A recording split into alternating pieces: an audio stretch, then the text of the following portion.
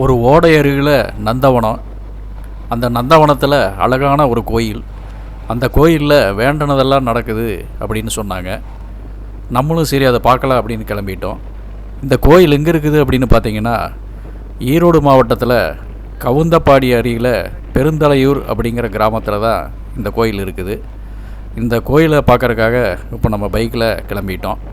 வாங்க அந்த கோயிலில் போய் எப்படி இருக்குது அப்படின்னு நம்ம பார்க்கலாம்.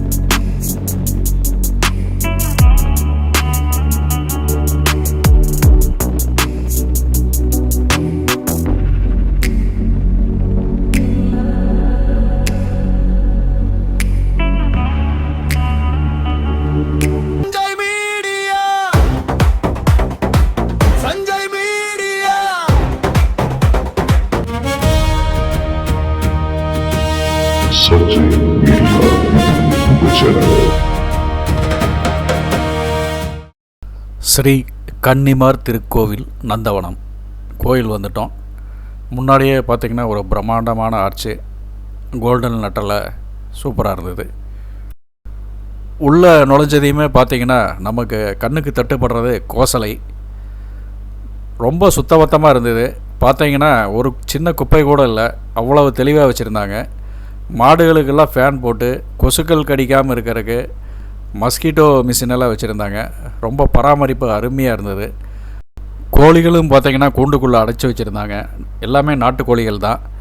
இது பக்தர்கள் காணிக்கையாக கொடுத்ததா அல்லது கோவில் நிர்வாகம் வளர்த்துறாங்களா என்ன அப்படிங்கிறது விவரம் நம்மளுக்கு தெரியல. இங்கே இருக்கிற மாடுகள் பார்த்திங்கன்னா எல்லாமே நாட்டு இன மாடுகள் தான். நாட்டு இன மாடுகளை தான் வளர்த்துறாங்க. நம்ம பக்கத்தில் போனது ஏதோ கொடுக்க வர்றோம் அப்படின்ட்டு அந்த கண்ணுக்குட்டி நம்மளை பார்த்து வந்தது. வாழ்க்கை லாப நஷ்ட கணக்கு பார்க்கும் வியாபாரம் அல்ல, நம்மால் இயன்ற நன்மையை பிறருக்கு செய்வதே வாழ்வின் நோக்கம் என்ற காஞ்சி மகா பெரியவருடைய வாசகங்கள் இங்கே எழுதி வச்சுருந்தாங்க. இந்த மாதிரி நிறைய வாசகங்களை பார்க்க முடிஞ்சது.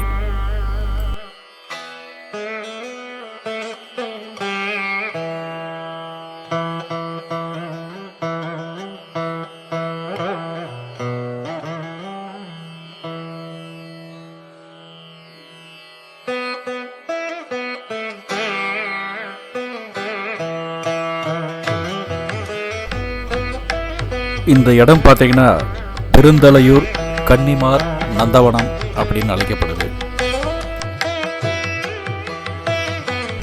நம்ம வரவேற்கிறது அழகிய நந்தி பகவான். மூலவராக மகிழ்வனநாதர் வீற்றிருக்கிறாரு. அவருக்கு அருகிலேயே இன்னொரு கோயிலில் ஸ்ரீ கன்னிமார் என்கிற சப்த கன்னிமார் சுவாமிகள் அவர்களுடைய கோயிலும் இருக்குது. கோயிலின் பின்புறம் ஞான கணபதி சுவாமிகளும் பாலமுருகன் சுவாமிகளும் வீற்றிருக்கிறாங்க.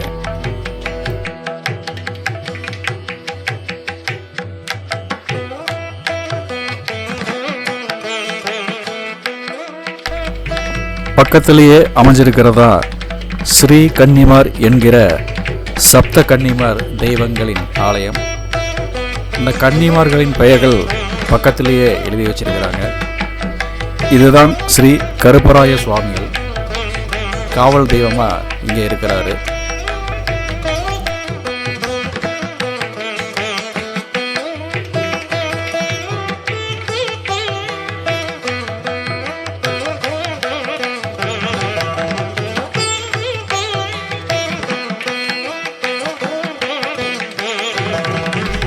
இவ்வளவு அமைதியான ரம்மியமான கோயிலை வாழ்க்கையிலேயே முதல் முறையாக நான் இப்போ தான் பார்க்குறேன். பக்தர்கள் இங்கே வந்து கடவுளை வணங்கிட்டு இருக்கிறத நம்மளால் பார்க்க முடியுது.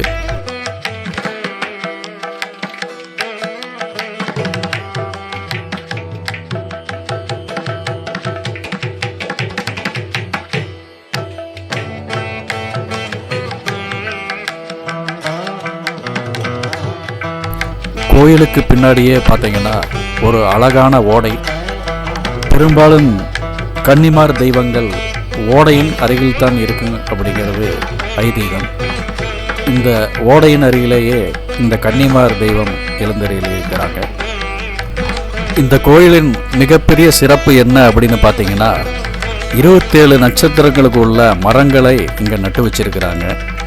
அந்த ஒவ்வொரு நட்சத்திரத்துக்கும் உள்ள மரம், அவர்களுக்கு உண்டான தெய்வம், நட்சத்திரத்தின் அதிபதி, நட்சத்திரத்தின் நிறம், அந்த நட்சத்திரத்திற்குள்ள கல் மற்றும் அந்த நட்சத்திரத்துக்குள்ள ராசியான எண்கள் ஆகியவற்றை பக்கத்திலேயே எழுதி வச்சிருக்கிறாங்க.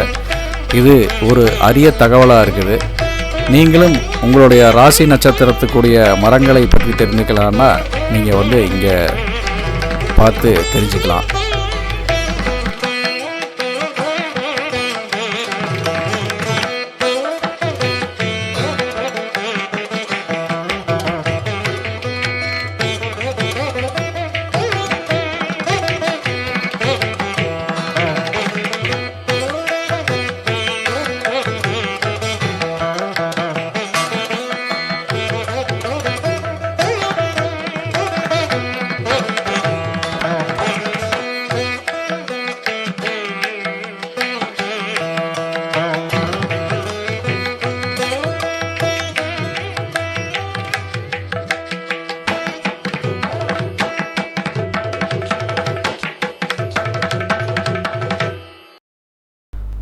கோவிலின் அருகிலேயே அழகிய நந்தவனம், பசுமையான செடிகள், எங்குமே ஒரு குளிர்ச்சியான ஒரு சூழ்நிலை. எல்லா செடிகளிலுமே பூக்கள் பூத்து குலுங்குகின்றன. இங்கேயே பார்த்தீங்கன்னா ஒரு அருவி மாதிரி ஒரு அமைப்பை அமைச்சிருக்கிறாங்க. மரங்கள் பார்க்குறக்கே ஒரு சூழ்நிலை ஒரு ரம்மியமாக இருக்குது. நீர்வீழ்ச்சி போன்ற ஒரு அழகான ஒரு அமைப்பை செஞ்சு வச்சுருக்கிறாங்க. நம்ம போன நேரம் தண்ணி சுத்தம் பண்ணிகிட்டு இருந்தாங்க. அதனால் அந்த நீர்வீழ்ச்சியை நம்ம பார்க்க முடியல. பார்க்குறக்கே ஒரு அழகான தோற்றமாக இருக்குது.